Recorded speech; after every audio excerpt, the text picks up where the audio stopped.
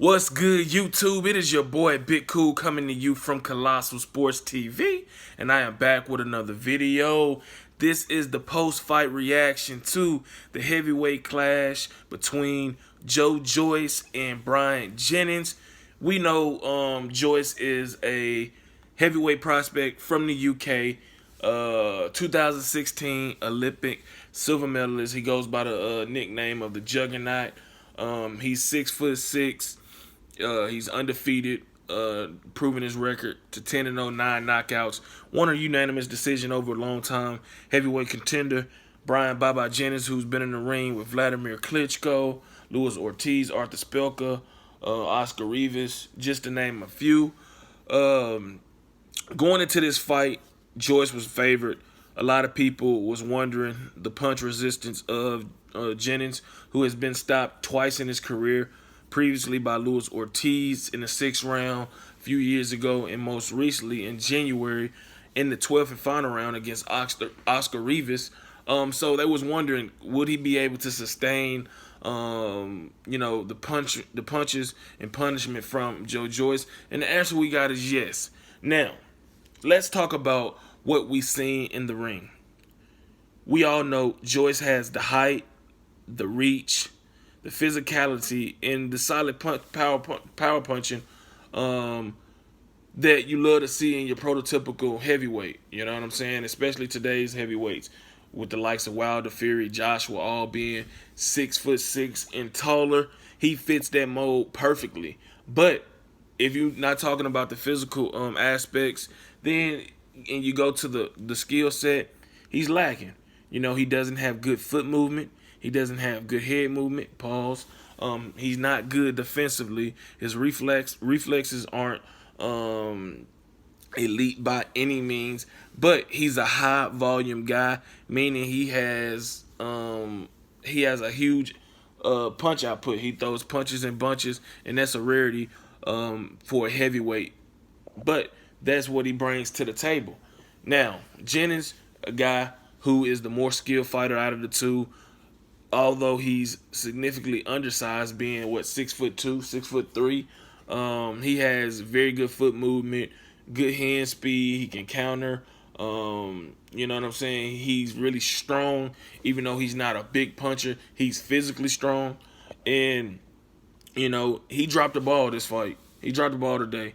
Instead of utilizing the superior foot movement that he had, the advantage he had over Joyce, he allowed himself to just lay on the ropes, be pushed to the ropes, and elected to try to counter off the ropes instead of spinning Joyce and making him pay. He hurt Joyce in the first round with a beautiful left hook to the body. And while he did good work throughout to the body, it wasn't enough. You know what I'm saying? It was times where it would be just Joyce punching, and you like, damn, dog, what the fuck is Jennings doing? When is he gonna throw some punches? And then he'll start punching, he'll start landing some head snapping shots, eye catching shots, and the crowd be like, ooh, ah, and you like, okay, that's what you need to do. But he didn't continue on that. He killed his own momentum because Joyce, like I said, is a solid fighter, but he has glaring weaknesses, which will get exposed once he steps up in competition past the B-level type fighters like Jennings. Once he gets up there with a Daniel DeBow, maybe a Tony Yoka, the Nigerian heavyweight prospect, and then if he gets past that, the Wilders, the Joshua, the Furies, the Ortizes, etc., Dillian Whites. Jennings just didn't let his hands go enough. He didn't utilize all his advantages. You know what I'm saying? Him being a smaller heavyweight, he should have been able to be more agile and more nimble in there. He should have elected to keep the fight in the middle of the ring, make Joyce move, those cement, robotic-ass feet, get him out of position, and attack and strike like a cobra. You know what I'm saying? And instead, he just played it safe. He allowed himself to be hit on. He landed some thudding shots his own, but it wasn't nothing to really go on the road and say, you know what, he did enough to win the fight. No, he didn't do none of that. You know what I'm saying? He didn't do none of that. Joyce just kept coming, and Joyce fights on his front foot. And that tell you right there. That's it. He rarely goes back. He doesn't fight off his back foot. He's not capable of doing that. At least thus far, he hasn't shown that ability. You know what I'm saying? While he didn't get hit as much, he still got hit a lot. You know what I'm saying? David Caldwell, his new trainer, you can definitely see the effect that he's having on Joyce, because his defense is tightened up a little more. You know what I'm saying? But this guy is a knockout waiting to happen. He did, though, today get the victory. He did enough. He clearly won a unanimous decision. He did more than enough to get the victory.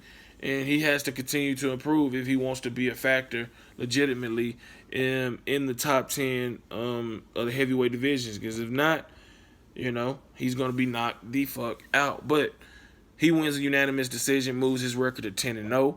9 knockouts. Maybe he'll face the winner of Nathan Gorman, Daniel DeBow. That is about to happen in a few minutes. And I'm going to check that out, and I'll be right back with that post-fight reaction video. But if you like this video, give it a thumbs up. Make sure you drop those comments in the comment section down below. Hit that subscribe button, turn those notifications on to be notified every time I upload content. Shout out to the movement and everybody that is moving with us. Be sure to check out 3kingsboxing.com for your latest and greatest updated, unfiltered, and unbiased boxing news and information reported the way it should be. Until next time, I am out. Peace.